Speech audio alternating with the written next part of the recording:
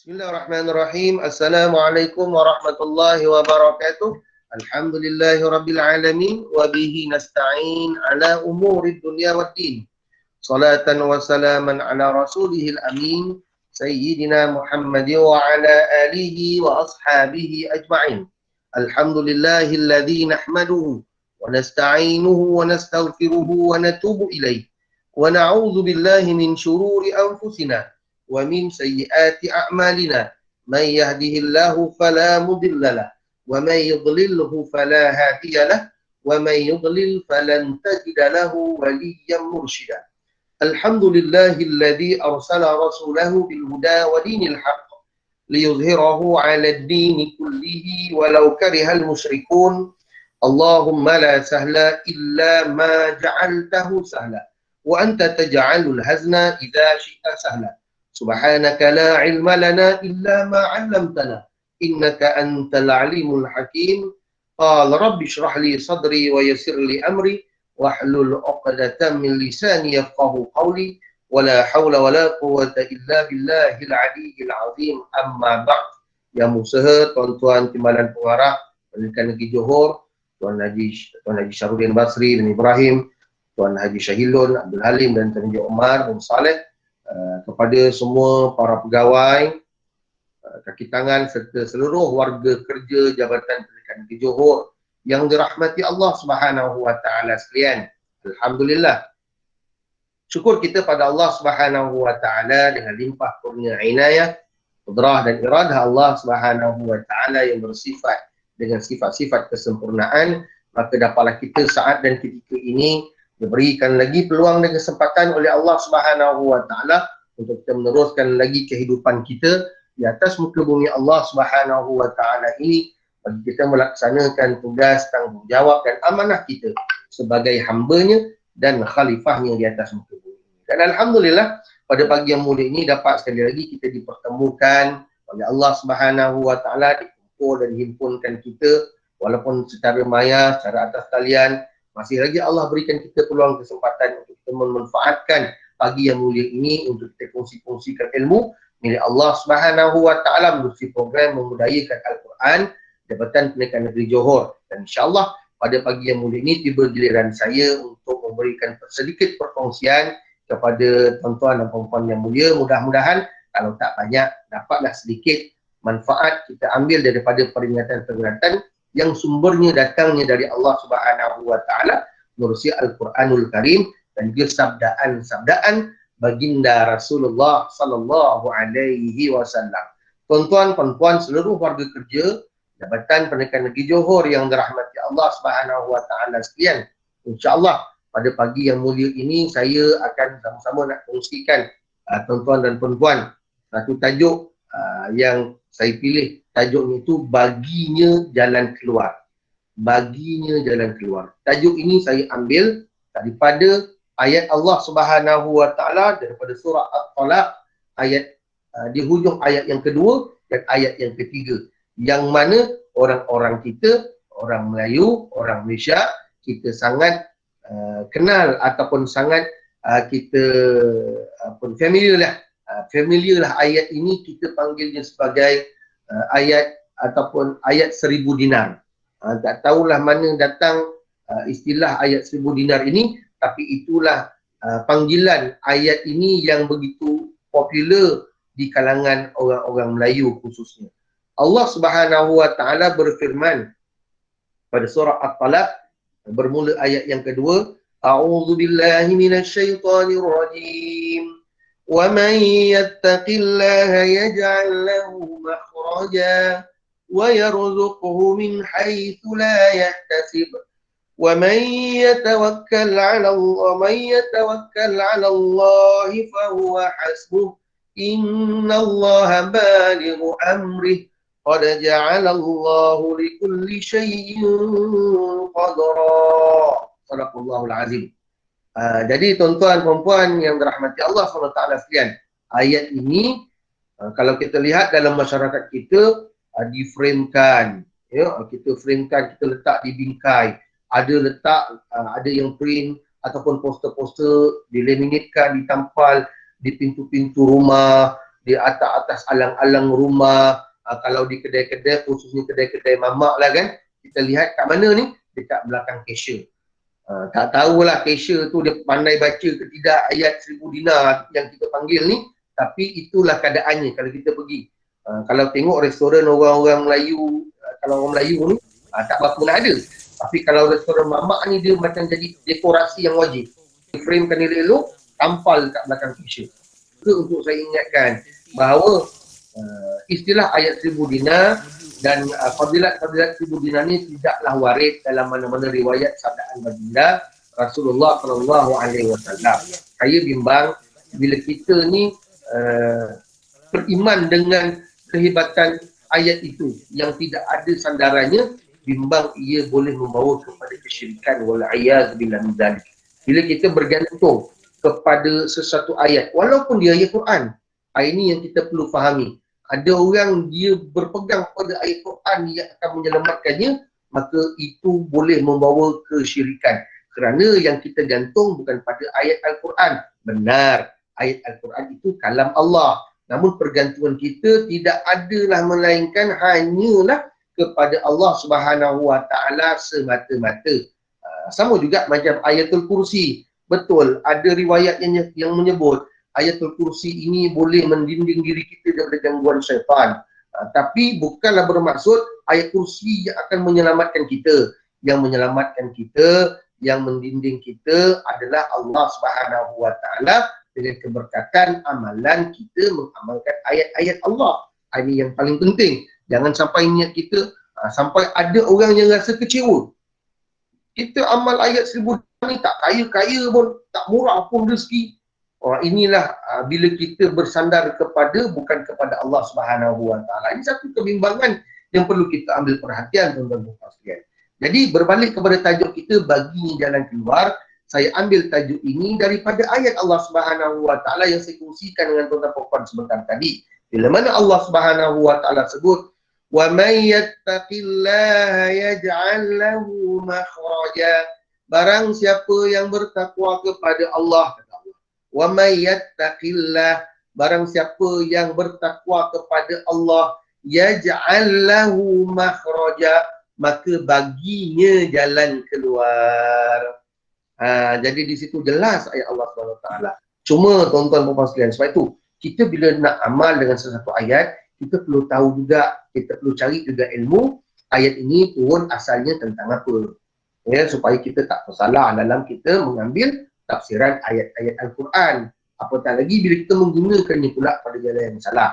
Asalnya surah ni pun nama surah At-Talaq. Talaq ni talak lah yang kita panggil, surah yang kita tentang hal ihwal perceraian.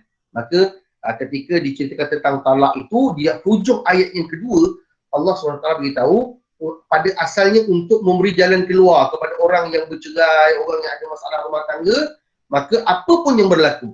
Jadi para ulama tafsir membuat satu tafsiran bahawa apa pun yang berlaku, permasalahan yang berlaku, kalau dalam ayat ini dia khususkan pada talak, tapi kegunaan ayat ini untuk memberi ingatan kepada kita semua bahawa apa pun yang berlaku, maka perkara yang paling penting adalah takwa. Kenapa? Takwa ini adalah kunci. Ya, takwa ini adalah kunci. Wa may yattaqillah, ini kunci dia. Wa may yattaqillah, barang siapa yang bertakwa kepada Allah, yaj'al lahu makhraja, maka baginya jalan keluar, jalan penyelesaian. Jadi tuan-tuan puan-puan, seluruh warga kerja Jabatan Kerja Negeri Johor yang dirahmati Allah Subhanahu Wa Taala sekalian, kita ni memang tidak pernah sunyi daripada masalah, daripada kesulitan, daripada kesukaran, ya, yang kadang-kadang mengganggu emosi kita, mengganggu kelancaran kehidupan seharian kita. Namun di sini ada ubat yang Allah Subhanahu Wa Taala berikan, yang Allah sebutkan dalam kalamnya dalam Al-Quranul Karim. Sebab itu Al-Quran yang disebut syifa, penyembuh, penawar untuk hati yang luka, hati yang duka, untuk hati yang gundah gulana, untuk hati yang gelisah keluh kesah, maka Al-Quran ada penawarnya. Ya, kerana Allah Subhanahu Wa Taala memberikan Al-Quran itu sebagai apa? Dustur kita, panduan kita. Sebab itu baginda sallallahu alaihi wasallam pernah sebutkan dalam satu hadis yang sahih, Baginda sallallahu alaihi wasallam bersabda, taraktu fikum amrayni. Nabi kata apa? Aku tinggalkan kamu dua perkara. Lan tadillu, niscaya kamu tidak akan sesat. Kamu tidak akan sesat. Sesat mana kita tidak akan susah. Sebab bila orang sesat, dia susah tuan-tuan. Bila orang sesat, dia susah. Tapi Nabi SAW kata, Nabi tinggalkan, wasiatkan kepada kita, wariskan kepada kita dua perkara, kita tidak akan sesat selama-lamanya. Lan tadilu, bila dalam bahasa Arab ni, bila guna lam nun lan, maknanya tidak akan selama-lamanya. Nabi kata tidak akan sesat kamu selama-lamanya, ma intamasaktum bihima, selagi mana kamu berpegang kepada kedua-dua peninggalan Nabi SAW. Apa dia tuan-tuan sekalian? Nabi kata kitab Allah, yakni Al-Quran wa sunnatan nabiyhi, dan sunnah Nabi atau kama qala sallallahu alaihi wasallam. Dua perkara ini tuan-tuan sekalian, kita perlu pegang betul-betul, kita perlu gigit betul-betul, sehingga Nabi kata gigitlah dengan geraham kamu. Suruh gigit betul-betul, maksud gigit yang geraham tu susah nak lepaskan. Pegang Al-Quran. Dalam bab nak cari jalan keluar, kau kena takwa. Sebab itu dalam bab Al-Quran ni, Sayyidina Abu Bakar As-Siddiq radhiyallahu anhu pernah berkata, sekiranya aku hilang igal, kata Sayyidina Abu Bakar, kalaulah aku hilang igal ni apa tuan-tuan? Igal ni yang kalau orang Arab tu dia pakai serban, atas tu ada bulat macam tayar kan tuan-tuan. Itu namanya igal. Orang Arab panggil igal. Ya? Kalaulah aku ni hilang igal, aku carinya dalam Al-Quran. Kalian nak beritahu kepada kita, Sayyidina Abu Bakar nak beritahu bahawa Al-Quran ini segala-galanya. Penyelesaiannya cari dekat Al-Quran. Kalaulah boleh cari macam itulah cari dia. Nak cerita kepada kita Al-Quran ini segala-galanya. Begitulah dalam kita ada masalah, maka kita perlukan makhraja. Makhraja ni jalan keluar, jalan penyelesaian. Maka takwa lah. Bila semua takwa, orang kata, Ustaz, takwa ni apa dia Ustaz? Ya, takwa ni banyak definisinya tuan-tuan. Cuma yang paling mudah untuk kita fahami, takwa ialah kita takut Allah Ta'ala. Kita buat sesuatu atas dasar kita takut Allah Ta'ala. Kita buat atas dasar takut Allah Ta'ala. Bukan takut Allah ni ada masa-masa. Tak. Bukan nak takut Allah ni ketika kita berada di masjid sahaja. Ketika kita berada di surau sahaja. Ketika kita solat sahaja. Ketika kita berpuasa saja. Tidak tuan-tuan. Allah, kita bila pergi umrah ni kena betul-betul takut pada Allah Ta'ala. Balik umrah, takwa dah. Ini adalah pemahaman yang salah terhadap takwa. Nabi SAW pernah sebut dalam satu hadis dia. Nabi kata apa? Ittaqillah haitsu ma kunta. Bertakwalah kamu kepada Allah di mana sahaja kamu berada. Di mana sahaja kita berada tuan-tuan dan puan, kita perlu takwa kepada Allah Subhanahu wa taala. Saya suka untuk mengambil definisi ataupun takrifan takwa ini menurut apa yang disampaikan oleh Sayyidina Ali bin Abi Talib radhiyallahu anhu wa karramallahu wajhah. Sayyidina Ali bin Abi Talib telah menyatakan tentang takwa ini ada 4 elemen atau 4 sifat. Saya ingat saya pernah kongsikan juga sebelum ini tuan-tuan. Dalam program model depan juga, tapi mungkin dah lama agaknya. Tak apa tuan-tuan, dalam agama ni biarlah kita ulang-ulang memberi manfaat. Allah SWT berfirman, wazakir, dan berilah peringatan. Sesungguhnya peringatan itu tanfa'ul mu'minin, memberi manfaat kepada orang-orang yang beriman. Maka kita selaku orang yang beriman, orang yang nak jaga iman, maka kita perlu sentiasa memberi peringatan dan mengambil peringatan biarpun berulang-ulang. Jadi kalau maknanya tuan-tuan, kalau kita dengar ceramah, ada ustaz-ustaz yang beri ceramah, termasuklah kami ni di SPI yang beri ceramah, kita kata, ini dah ulang dah, tak apa dah tuan-tuan. Kerana pengulangan itu satu perkara yang baik. Kadang-kadang kita bila tak diulang, kita pun lupa. Jadi bila diulang-ulang, memang syarat ingat itu ialah ulang-ulang kan. Kenapa kita ingat jalan balik rumah kita tuan-tuan? Sebab kita berulang alik selalu. Kita ulang alik kerap, maka kita tak sesat. Kita ingat. Kenapa kita boleh ingat nama orang-orang ataupun pegawai-pegawai yang ada di sekeliling kita? Ulang panggil dia. Kalau kita jarang ulang-ulang tengok dia dan panggil dia, kita pun tak boleh ingat nama dia. Contoh kita ni ada beratus-ratus pegawai dan juga kaki tangan warga JPMG ini, Maka mungkin kita, hatta saya sendiri tuan-tuan, saya tak mampu nak hafal dan ingat semua nama orang. Sebab tak semua yang kita ulang-ulang selalu. Tapi kalau dah satu office pun kita nampak selalu ulang-ulang namanya, kita lupa, maksudnya ada masalah lah kita tu. Check lah tu ya. Sama juga nama isteri kita, nama suami kita, tiba-tiba balik, nama awak siapa? Saya lupa lah. Maknanya memang kena cepat-cepat check hospital tuan-tuan ya. Adalah wire yang putus dan sebagainya tu. Jadi ini konsep nak ingat yang kita perlu faham. Sebab itu Al-Quran itu disebut az-zikru dan diulang-ulang. Dan zikir itu disebut dan diulang-ulang. Maka begitulah juga dalam ilmu, untuk kita ingat, untuk kita lekat. Anak-anak murid kita pun tuan-tuan yang nak SPM ni, kalau ajar sekali, mana dia ingat tuan-tuan? Maka perlu diulang-ulang. Dan pengulangan itu akan membuatkan seorang itu ingat. Ya? Jadi itu paling penting untuk kita fahami. Konsep yang sangat mudah. Maka kata Sayyidina Ali bin Abi Talib tentang takwa ini, ada 4 elemen yang penting untuk takwa. Kalau tak ada 4 ini, kita belum jadi orang yang bertakwa. Yang pertama, Sayyidina Ali sebut al-khawf bil jalil. Takut kepada Allah Rabbul Jalil. Paling penting pertama, dia takut kepada Allah Rabbul Jalil. Di mana sahaja dia berada, dia merasa keberadaan Allah Ta'ala. Sebab itu dalam hidup kita tuan-tuan, kita ni perlu ada, kita nak jadi orang Islam, Muslim, orang yang beriman, mukmin, dan orang yang ada ihsan, iaitu muhsin. Nak jadi muhsinin, Nabi SAW sebut dalam hadis, dalam menakrifkan atau memahamkan kita apa dia ihsan, bagaimana jadi orang muhsin, an ta'budallah ka'annaka tarahu. Kata Nabi SAW, kamu menyembah Allah ka'annaka tarahu, seolah-olah kamu melihat Allah. Macam tuan-tuan lah, yang kita antara kekerapan kita datang mantau sekolah tuan-tuan kan. Jadi bila kita pantau sekolah kan lain macam sikit kan. Sekolah punya persediaan, atau kalau kita kat sekolah pun, kita pun, saya pun segi guru lah, kalau nak kena pantau, diberitahu pula nak kena pantau tu, tahu bila kita mengajar tu ada orang yang observe kita, maka kan kita buat tu, mengajarnya tu ada lebih bersemangat. Kalau dulu konsep nak pergi pantau ni, kalau cikgu-cikgu, dia akan kadang-kadang tak cukup tangan dia dua-dua tu nak bawa BBM. Haji Syairul selalulah memang terlibat dengan pemantauan dengan Haji Syairul ni. Kalau pergi melihat apa ni anak-anak, apa ni guru-guru kita mengajar tu, penuh ni.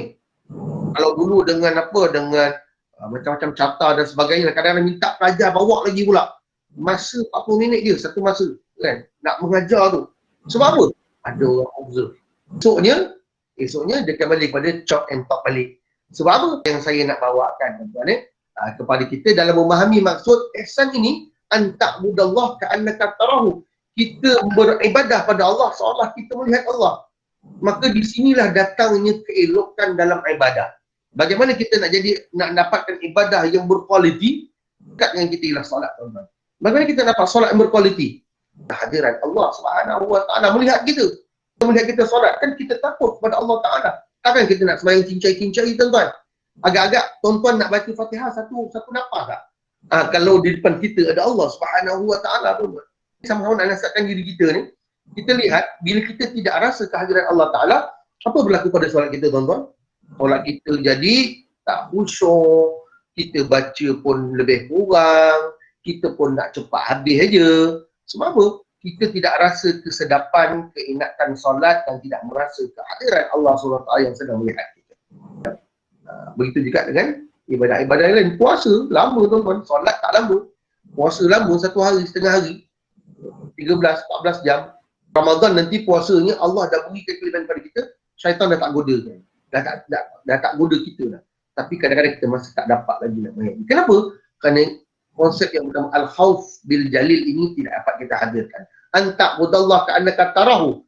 Nabi kata lagi, fa illam takun tarahu fa innahu yaraka. Kalau kamu tidak dapat mendatangkan rasa, Allah benar-benar sedang melihat kamu. Sekarang ni, kita ni punya gambar ni, kalau kat sini ada 86 orang yang dah masuk. Maka setiap kita itu sedang dilihat perlakuan kita oleh Allah Subhanahu Wa Taala. Dan diperintahkan Allah kepada 2 malaikat ini untuk mencatat sama ada kebaikan maupun keburukan. Ciri yang pertama takwa tuan-tuan dan puan sekalian.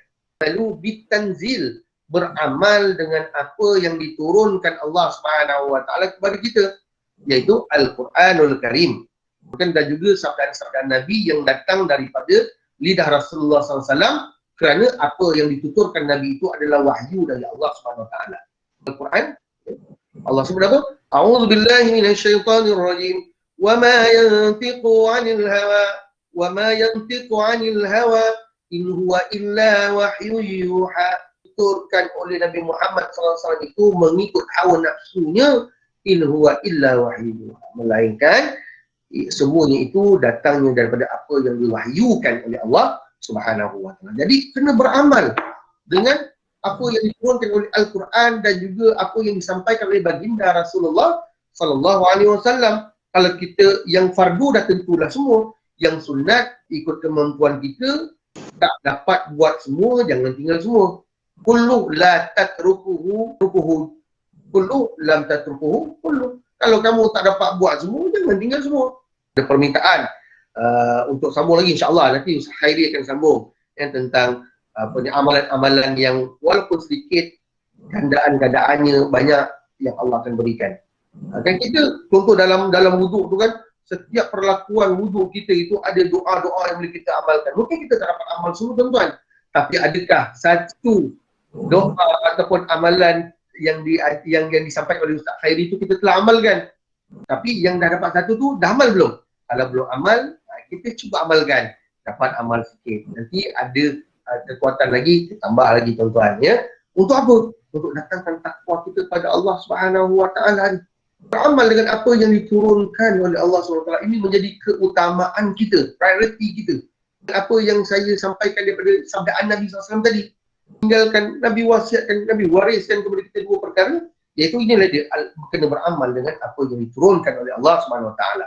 Jadi Al-Quran itu isi kandungannya difahami, hukum-hukumnya diikuti, yang wajib, yang diperintahkan kita kena buat, yang ditegah itu kita kena tinggal. Menghiasi amalan fardu ini dengan aksesori-aksesorinya, itu amalan-amalan an-nawafil, amalan-amalan sunnah. Bagi kuat tuan-tuan ya, bagi kuat bagi kita buat fardu ni ibarat kita baru balik modal ya. Kalau kita kata aku buat yang fardu ni kita sedang kata kalau kita berniaga baru balik modal lah. Itu pun modal tu kena tengok, solatnya nampak macam balik modal 5 kali sehari semalam, tapi bagaimana pula kesempurnaannya? Sebab itu solat fardu itu sendiri ada cara untuk nak menampung kekurangannya dengan dipanggil sebagai solat-solat rawatib, solat-solat yang mengiringi solat-solat fardu. Tujuannya apa? Untuk menampung lompong-lompong yang ada dalam solat fardu kita. Sampaikan oleh baginda Rasulullah SAW. Kalau sunnah-sunnah Nabi SAW ni cukup banyak tuan-tuan, cukup banyak, kita boleh ambil, tak dapat buat semua, kita dapat ambil sikit pun, mudah-mudahan menjadi saksi kepada kita di hadapan baginda Rasulullah SAW bahawa kita inilah umat Nabi Muhammad SAW yang cintakan baginda SAW, lalu berusaha untuk melakukan sunnahnya. Hari ini tuan-tuan dan puan sekalian, banyak benda yang susah dapat kita lakukan, tak terfikir nak buat, kita boleh buat tuan-tuan. Apatah lagi dalam kita ni berada dalam pandemik COVID-19 ini. Macam-macam benda yang boleh tak sangka pula aku boleh juga buat benda ni. Kadang-kadang kita rasa macam benda ni payah. 4 tahun lepas belum terfikir lagi untuk program budayakan Al-Quran buat macam ini tuan-tuan. Tapi kita mampu untuk laksanakan. Kenapa? Kerana kita berfikir, kita berusaha dan kita ada keazaman. Maka begitulah sepatut dan sewajarnya dalam kita nak menekuni ajaran-ajaran agama kita tuan-tuan dan puan sekalian, berusaha. Sesuatu yang susah itu kita cuba dengan yang sedikit-sedikit dulu, jangan buat terus tuan-tuan. Contoh nak bangun tahajud ni tuan-tuan, contohlah nak bangun tahajud, tapi selalu senang bangun malam sebab apa tuan-tuan? Sebab kita senang kalau orang lelaki ni tengok bola lah tuan-tuan ya. Tengok Liverpool lawan mana baru ni? Lawan Manchester City kan? Kan boleh bangun pagi pukul berapa? Pukul 4 tuan-tuan bangun ya. Bangun ngantuk-ngantuk ya. Tengok kan keputusannya begitu pula kan. Tak nak sebut nanti ada orang sensitif tuan-tuan ya. Cuma nak cerita kita boleh bangun. Ramadan pernahnya berlaku apa ni, Piala Dunia di Perancis kalau tak saya, tahun 2000 berapa ni, dalam 4 tahun lepas kan. Dan Ramadan. Awal habis bola tu, lebih kurang dalam 10 minit ke setengah jam lebih kurang dalam waktu sahur nak habis. Tapi ramai orang habis saja, tiup saja whistle peramal, tidur pula.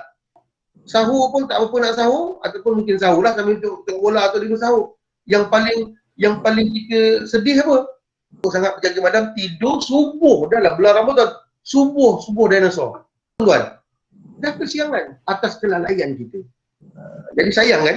Jadi sebab itulah mungkin bagi orang yang selalu bangun malam, kita nak membiasakan, kita boleh sikit bangun malam kan, nak tengok bola dan sebagainya.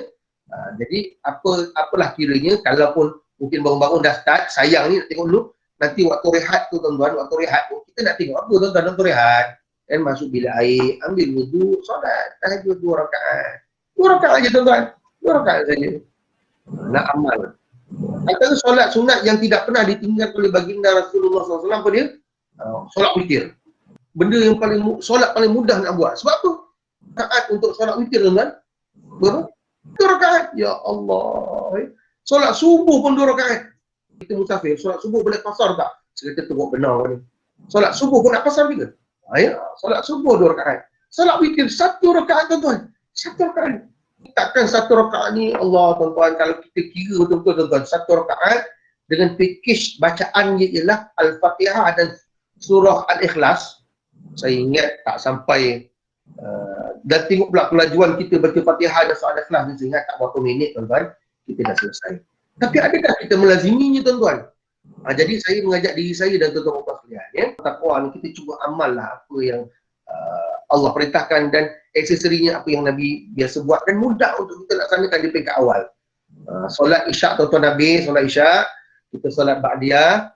Kalau tuan-tuan nak buat bagus 3 lah, kalau tak nak buat 1, tidur. Bangun sekarang ni subuh pun lewat tuan-tuan, subuh lewat. Jadi boleh sangat untuk kita bangun tu, kita boleh buat lagi sebelum nak pergi ke masjid. Sekarang ni masjid dah buka jadi kita rebutlah peluang lagi dapat 3. Kalau tak buat pun tak apa dah tuan-tuan, kita dah buat 1 tadi sebelum kita tidur tuan-tuan, dan kita dapat amal apa yang Sayyidatina Aisyah riwayatkan daripada perlakuan Nabi SAW. Itu Nabi SAW tidak pernah meninggalkan solat sunat witir. Jadi kita sebagai umatnya tak mampu nak buat banyak-banyak rakaat witir ni, ada riwayat sebut 11, ada sebut 13. Jadi nak buat paling sikit 1, dapat pahala solat sunat witir kita tuan-tuan, Jadi ini al-amalu bitanzil. Nak jadi orang yang bertakwa. Supaya apa? Sebab kita nak jalan keluar tadi. Makhraja tadi. Yang ketiga tuan-tuan sekalian, ar-ridha bil qalil. Redha dengan yang sedikit. Yang sedikit. Ada orang usahanya, effortnya besar, tapi hasil kadang-kadang dia punya output dia kecil. Jangan kita menyesali, jangan kita rasa hampa, tapi kita tetap bersyukur. Sebab itu Nabi SAW pernah sebut tentang orang beriman ni, orang yang beriman yang Nabi ta'ajub. Nabi kata apa? Ajaban lil mu'min. Aku ta'ajub pada orang yang beriman, yang mana bila dia diberikan sesuatu yang baik, dia memuji Allah dan bersyukur. Dan bila diberikan musibah, dia pun berterima kasih kepada Allah dan sabar. Nabi sebut dalam satu maksud hadis Nabi SAW, orang yang Nabi ta'ajub, ajaban lil mu'min. Nabi ta'ajub pada orang yang beriman. Maknanya Nabi beritahu orang beriman ni hebat, iaitu bila Allah berikan baik, dia bersyukur, hamidah, dan dia memuji Allah Ta'ala. Dan bila dia diberikan ujian, musibah, dia tetap hamidallah, mereka tetap memuji Allah, fasabar, dan mereka sabar. Jadi ar-ridha bil qalil, redha dengan yang sedikit. Kalau ditimpa musibah, kita sabar. Itu yang Allah sebutkan dalam surah Al-Baqarah, dalam firman-Nya Allah berfirman, a'udzubillahi minasyaitonir rajim, walanabluwannakum bisyai'in minal khawfi wal ju'i wal anfusi wath thamarat wa naqsin minal amwali wal anfusi wath thamarat wa basyiris sabirin walanabluwannakum bisyai'in minal khawfi wal ju'. Dan sesungguhnya Allah benar-benar uji kamu dengan sedikit rasa takut, rasa lapar, kelaparan, rasa ketakutan, wa naqsin minal amwal, dan hilang harta benda, wal anfusi was samarat, dan hilang nyawa orang tersayang, dan juga hasil tanaman kita. Wa basyirus sabirin. Allah SWT dan berilah kabar gembira untuk orang-orang yang sabar. Iaitu orang-orang yang apabila Allah SWT timpakan musibah kepada mereka, qalu inna lillahi wa inna ilaihi raji'un. Mereka berdoa kepada Allah SWT seraya berkata, sesungguhnya kami ini milik Allah, daripada Allah jualah kami akan kembali memupuk redha. Memanglah tuan-tuan, Ustaz cakap senang lah Ustaz. Bukan senang nak redha. Kita usaha ya, untuk mendapatkan takwa itu. Ya. Dan yang keempat, al-isti'adat yaumir rahil. Persediaan sebelum hari kita meninggalkan dunia. Ya. Jadi kena ada persiapan. Persiapan ni maknanya setiap apa yang kita lakukan menunjukkan persiapan kita, tuan-tuan. Kita bekerja, tuan-tuan, sama ada dari rumah ke ataupun di office ke, tuan-tuan, kerja kita itu seharusnya menjadi ibadah kepada kita, kerana ibadah itu merupakan persiapan dan persediaan seorang hamba Allah yang akan menemui penciptanya yang tak tahu bila tarikhnya. Macam kita ni, tuan-tuan, tanpa tarikh sebelum tiba. Kita tak tahu tarikh. Kalau kita mesyuarat tahu tarikh, bila kita nak ke mana-mana kita boleh letak tarikh, kita boleh rancang tarikh. Tapi bab mati ni kita, walaupun ada orang merancang mati, belum tentu dia boleh mati, tuan-tuan. Kerana mati itu semua hak Allah Subhanahu wa Ta'ala. Yang penting adalah persiapan, persediaan. Sebab kita ni tidak ada tanda-tanda kadang-kadang yang ada pada kita untuk nak mati ni. Kadang-kadang tak ada tanda. Sebab nak mati ni, dia tidak ada syarat khusus. Syarat tua, syarat umur, tak ada, tuan-tuan. Tanda dia, tuan-tuan.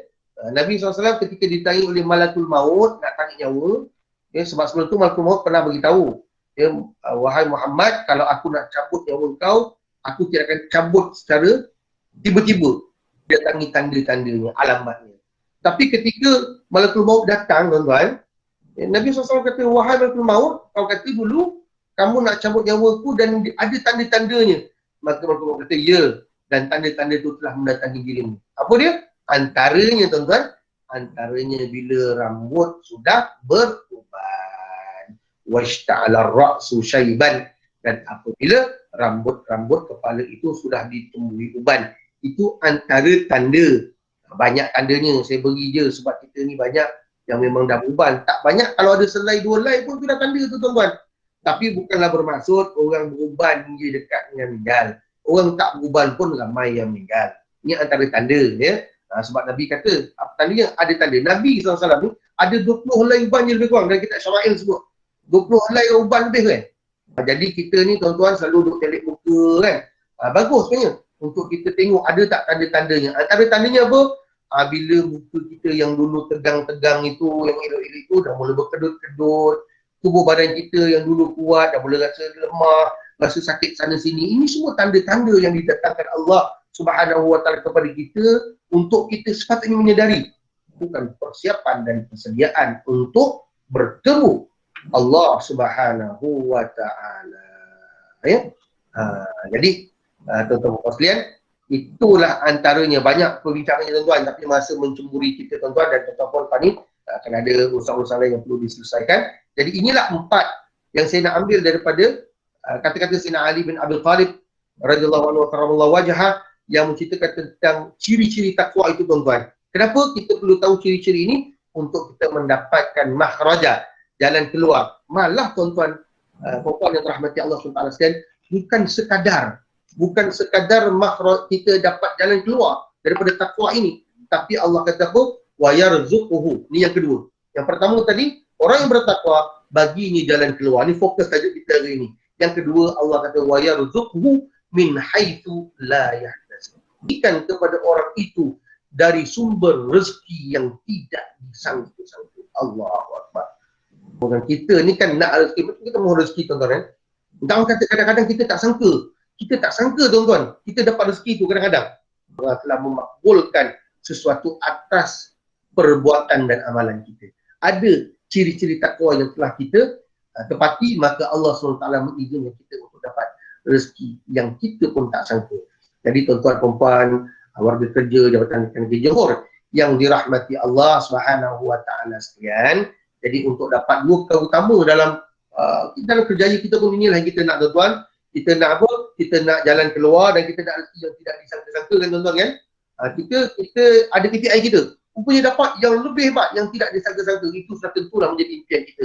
Dua perkara ini dapat kita capai insya-Allah dengan dalam surah At-Talaq yang kita kongsikan pada pagi ini, iaitu wa may yattaqillah. Jadilah orang yang bertakwa, dan insya-Allah kalau ada kesempatan yang lain kita akan terus cuba untuk kupas dan luaskan lagi pemahaman kita tentang ciri orang bertakwa ini. Mudah-mudahan sedikit sebanyak perkongsian ilmu dalam tazkirah pagi ini, dalam pemberitaan ini dapat sama-sama membimbing kita, menjentik hati kita, pintu hati kita untuk kita berusaha menjadi orang-orang yang ada ciri-ciri takwa ini, dan mudah-mudahan Allah Subhanahu wa taala permudahkan jalan dan urusan kita sehari-harian, dan mudah-mudahan Allah limpahkan rahmat, kasih sayang dan perlindungan kepada kita, diberikan kesihatan dan keafiatan kepada kita, dilindungkan kita daripada mara bahaya, dan mudah-mudahan Allah golong dan himpunkan kita di kalangan orang-orang yang beriman dan bertakwa, orang-orang yang beramal soleh,